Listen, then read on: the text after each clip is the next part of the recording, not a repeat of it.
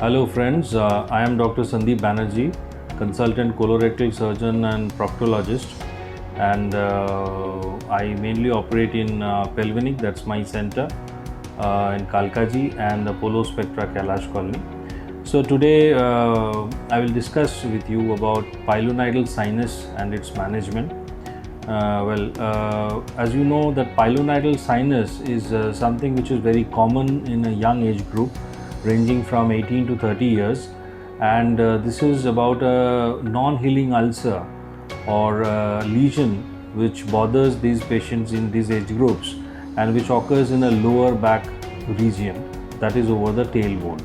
So any sort of pus discharging or chronic discharging opening or lesion on an ulcer happening in these age group patients in a lower back is a pilonidal sinus, otherwise until and unless proven otherwise.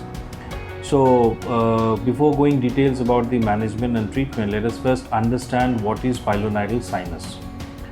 Pilonidal sinus, as the name means, it's a pilus. Pilus word comes from the meaning of a hair, and sinus means a cavity, a space or cavity. So this is a cavity which is lined by the inflammatory cells or infective cells, which is containing lot of hair or the hair tufts. Now what happened in a young age group in ranging from 18 to 30 years, when the hormonal effect is at its prime, the hairs are stouter and they used to have some scales over it, and due to which the hairs have a tendency to damaging the nearby follicles.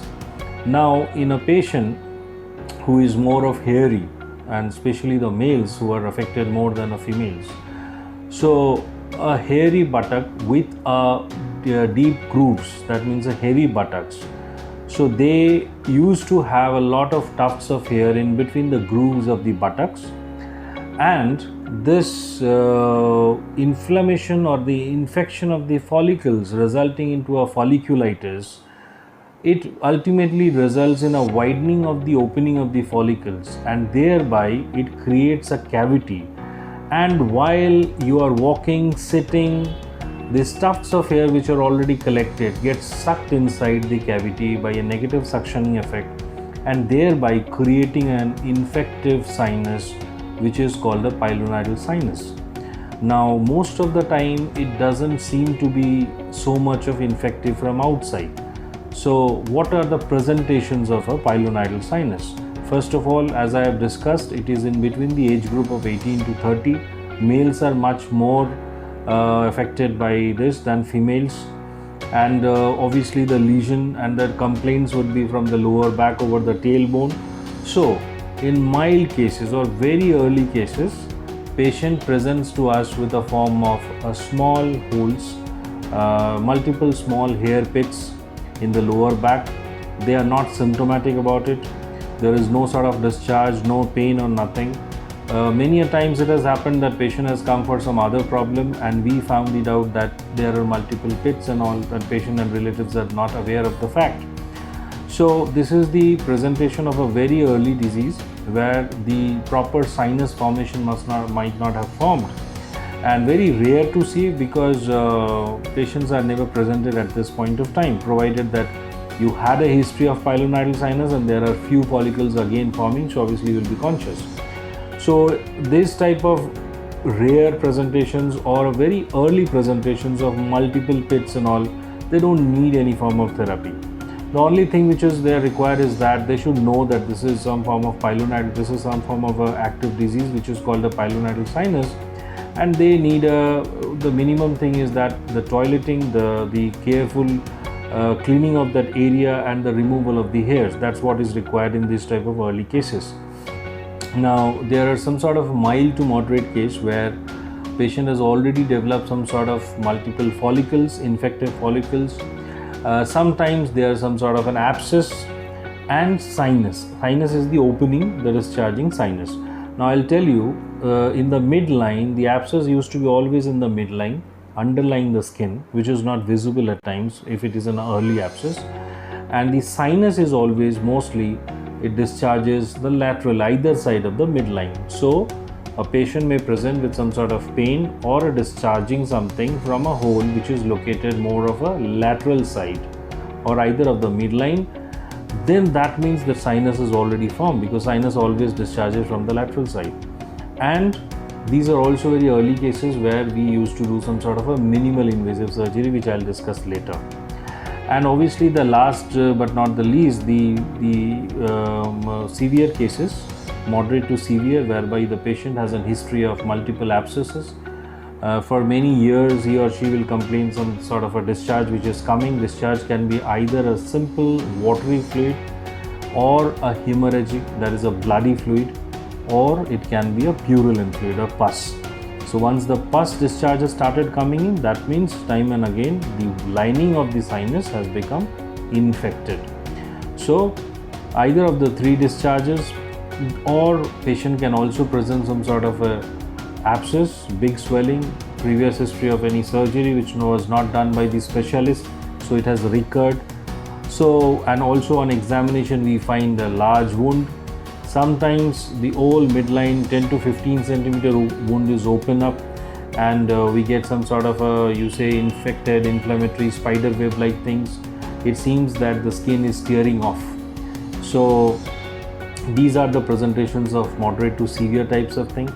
And obviously this type of patients require a proper care, whereby the pilonidal sinus has to be excised properly and then it has to be closed simultaneously. So after knowing all the symptoms and signs and the age group of the presentation, let us discuss about the management of the pilonidal sinus. So see, as before coming into the active principles and the surgeries, we must know that it is, no matter how small it is, once infected and once developed, a pilonidal sinus always require some form of therapy or some form of surgery. Even if it means simple picking out the pits and cleaning and removing the hairy tufts in early cases, but still it requires a therapy in order to avoid recurrence, in order to have a complete cure. So all those mild early cases I have discussed it. So coming to mild to moderate cases, where we decide doing a minimal invasive surgery for this type of thing, after confirming whether they are the actual or the right candidate for that also. Why? Because too much aggressive disease will not benefit with a minimal invasive. Now what is a minimal invasive surgery for this? Laser has come in a big way, and then that's the reason why many patients are asking for laser therapy. And yes, we are doing a laser therapy, and which is also very successful, provided we select the candidate rightly. So what we do in case of a laser surgery for a pilonidal sinus, actually the principles are the same. We have to do the removal of the inflammatory tissue, the removal of the infected hair follicles, the pits, taking out all those hairy tufts which are there inside, curating the inflamed tissues, and after washing it with antiseptic solution, then we burn the remaining tissue with a laser fiber or a laser energy. Now laser, as the name suggests, it gives a very targeted therapy for this energy, and the kind of tissue or the kind of infective or inflammatory tissue which we want to get burned and to get destroyed can be easily done with a targeted laser therapy. So the advantages of laser compared to any other forms of energy is this: the laser does not damage the tissue to an extent where the carbons are released, so it doesn't create a blackening of the skin or blackening of the tissue, and because of which the tissues can recover very well compared to any other forms of therapy. So in case of a laser pilonidal sinus, what we do is a laser fillet, in which the laser fiber has a radiating all around circular radiating laser waves, and we used to inject inside the tract, burning all those inflammatory and infective tissues. So this way we treat that minimal invasive procedure for mild to moderate cases. And this type of surgeries are well done under local anesthesia, no need of any general or spinal anesthesia. Patients are done in a daycare process. They are admitted in the morning, and by afternoon or evening they are back to home.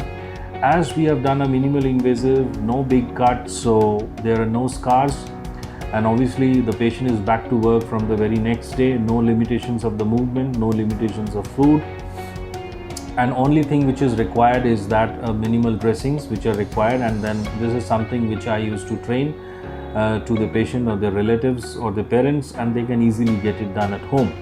So this is all about management of mild to moderate cases. Now coming to an aggressive cases where the patient presents with a very bad sinuses. Now I'll tell you, based out of my experiences, there are lots of patients who has presented very bad way. Now I'll tell one patient who was presented with a big sinus, almost communicating with the anus, thereby forming a fistula. Then another patient who had a not well defined abscess or sinus, but a midline long 15 centimeter long scar, and the challenge was to close it. So then there was a young patient, a cricket lover and cricket player. He presented with a big swelling, soft swelling, and it was wrongly diagnosed to have some sort of a fatty tissue tumor or a fatty swelling. And they have some even all taken needle aspiration to detect what is it, but obviously it turns out to be a big pilonidal sinus. So this type of cases, obviously the challenges are manifold. What are the challenges? Challenges is you have to remove the entire thing. Now this is no more a candidate for a minimal invasion. You have to go into a little aggressively, and you have to remove it completely.